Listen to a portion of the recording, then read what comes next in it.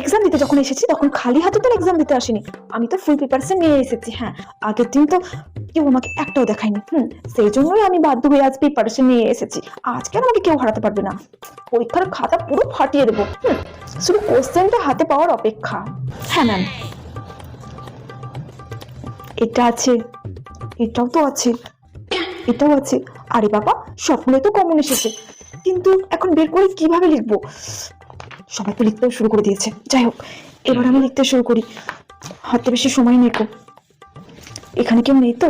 না না, ম্যামেরা তো গল্প করতে ব্যস্ত, এদিকে কেউ তাকাচ্ছে না। লিখতে শুরু করি এবার। এই তো ব্রহ্মাস্ত্র। ঝটপট এবার লিখতে শুরু করে দিই। ঝটপট লিখতে হবে তাড়াতাড়ি, কেউ যেন না দেখে, তখনও খাতাটা ক্যান্সেল করে দেবে।